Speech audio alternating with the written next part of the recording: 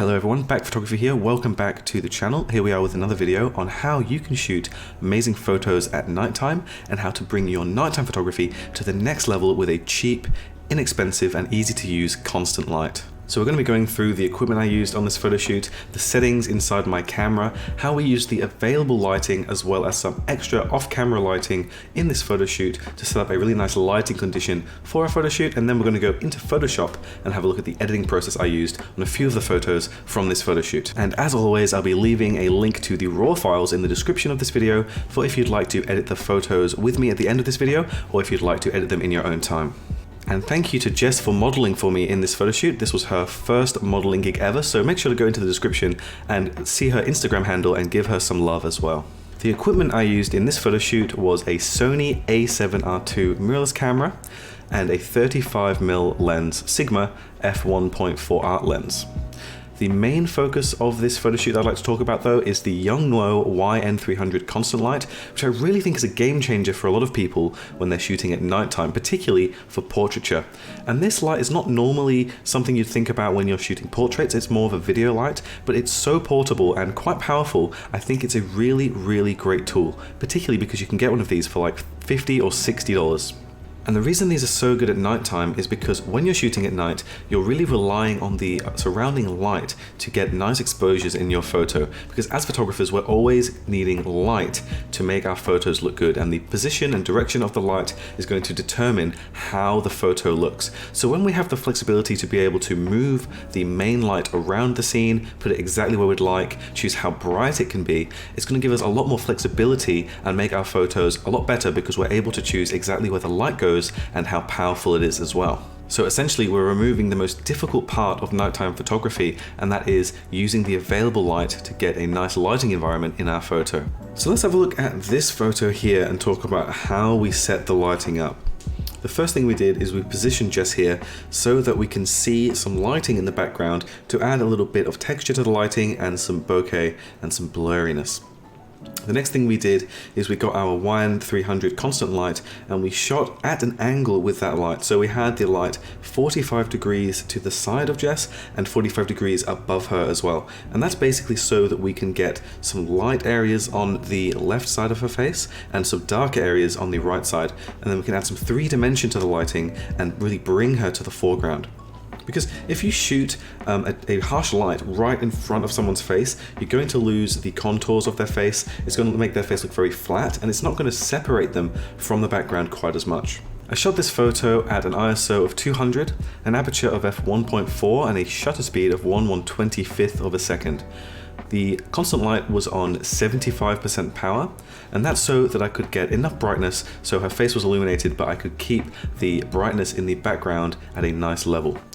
These settings were chosen because 200 ISO is a nice low ISO, so I can keep the noise to a minimum. And you're going to see a lot more noise in nighttime portraits, typically because the shadowy areas are much more dark, and that's where noise tends to be.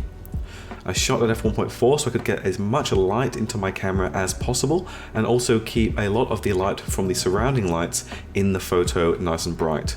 And I shot at 1/125th of a second because that is the absolute slowest I could get it while still maintaining good sharpness in the image and no motion blur from the camera. And one of the things I really try to do when shooting at nighttime is not use the light to overpower any of the natural light that's going on in the background. The thing you want to do with this constant light is just bring up the foreground lighting so that your scene looks more three-dimensional and your subject pops from the image much more by having a brighter frontage. If you're not using any bright lights on your foreground, it's going to be a more messy image in my opinion, because it's going to be more difficult to see what is the subject of the photo and what is in the background of the photo. So I'm not going to be shooting on this constant light at full power because then all of the lighting in the background is going to look much more dim. We're not going to get as much color out of the background, and everything I think is just going to look a little bit more boring in the background of this image.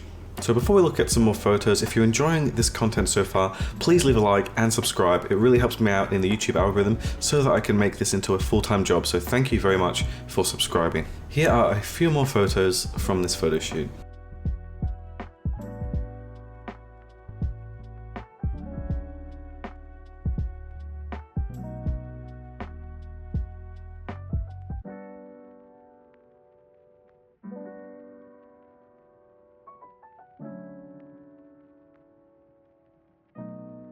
So let me know which photo you think was the best one, and remember they're going to be in the description as well in raw form if you'd like to edit them yourself.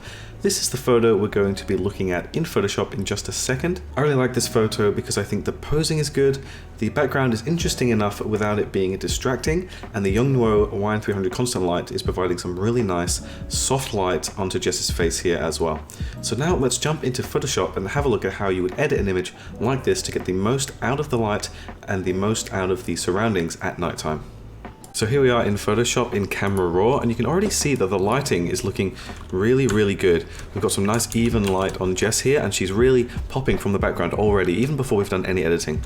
But the first thing I always like to do is add a bit of clarity to the entire image, and you don't want to go too crazy or things kind of looks kind of strange, so you just want to add a little bit in. I like to do about 26 points, and then I'm actually going to boost the shadows so I can get a bit more of the background, and then drop the blacks a little bit so I still have the punchiness of the really deep shadows. Next thing I'm going to do is add a little bit of contrast as well, and then just change the color balance to be a little bit more green and a little bit more blue. And then add some vibrance as well into the entire image just to get the colors popping a little bit more, because this top is very vibrant, so I think that's going to be a feature point of this photo. Now I'm going to go into the color sliders and just reduce the blues a little bit, because I think that having this blue here kind of detracts away from the color scheme of the photo, which I think is more of a orange and yellow kind of color scheme. So I'm just going to reduce the blues there. Next thing I'm going to do is actually smooth Jess's skin a bit, and her skin is actually super smooth, so it's not going to require much here, but I'm just going to do a quick pass just to smooth the skin. So dropping the clarity, and then using the exposure and blacks as a bit of a masking tool, just going to highlight all the areas I would like to smooth, and making sure not to go over eyes or anything like that, because I'd like to keep them nice and sharp in this image. So this is quite a rough little technique. You don't have to be super careful where you're adjusting, but just try to make sure not to go over any areas you'd like to keep hard. So the nose, the eyes, eyebrows, eyelashes, lips, that kind of thing. So now that I've done that, I'm just going to reduce those settings back to normal, and then you can see here when I change the clarity, it changes the smoothness of her skin. So I like to drop it about 30 points, and then just add a little bit more white back in. Just the whites that here isn't all of the whites on the skin, it's just the very bright whites. So you can see when I change this white slider, it's just adding more white to the really bright parts of her face. So I think about there looks about right. Now what I'm going to do is add a bit more texture into her hair. So I'm just going to boost the whites and drop the shadows and add some clarity, and then just brush into the hair all of the areas that I would like to make a little bit more punchy and sharp. Okay, so that is everything I'm going to do in Camera Raw. Now let's jump over into native Photoshop and see what we can do here. The first thing I'm going to do is just use the patch tool to get rid of any little blemishes here. You can see there are just a little bit of motion blur in this photo from shooting at such a low shutter speed. I was shooting at 1/125th of a second for this photo, so you can just see little bits of motion blur here and there. And you can especially tell just in the eyes, where this should normally be more of a square. This is the catch light of the constant light. So just removing any imperfections and little bits of motion blur, and this shouldn't take too long. Also just going to remove these purple bits as well. And these purple bits came in from when I've changed the vibrance, they've just become a little bit more prominent. So I'm actually just going to hop back into Camera Raw.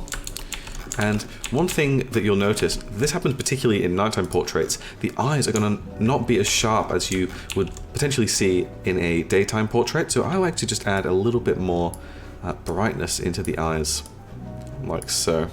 And you don't want to go too crazy with this, but just adding a little bit really makes a massive difference. And now that I've done that, I might also just add a little bit more darkness to the eyebrows as well. So just getting the shadows and also maybe the clarity and just painting on those caterpillars a little bit like so. Okay. So now that I've done that, I'm just going to go filter liquify and just push out the hair a little bit, make the hair look a little bit more full and thick. And then finally, I'm actually going to go back into the camera filter again and just paint in a bit more clarity and vibrance into the top there as well. Because it is so bright and so yellow that I think it really demands to be super bold and bright in the photo. Okay, So that is everything for this photo, and that's fully edited. One thing you could do is make a selection around Jess here like so. And then you could just do the select inverse, so you have an inverse selection here. So now I'm selecting everything that isn't Jess, and I might just actually smooth that off there. And then go filter, blur, Gaussian blur, and you could just make a few different selections here and make the background a bit blurrier like that. But that's everything we're going to do for this photo. So I really hope that you like this photo, and make sure to check out the raw files in the description if you would like to edit this with me. You can go back and edit along with me, or you can just edit it in your own time. I'm always over on Instagram if you'd like to show me your edits of the photos. I really enjoy seeing them. So thank you very much for showing those to me. If you got this far in the video, please make sure to subscribe and leave a like as well. I really appreciate that. And also send some love to Jess as well. Let her know that she did really well in her first shoot, and I think these photos turned out really well. So that's everything for this video. Thank you very much for watching, and I will see you in the next one.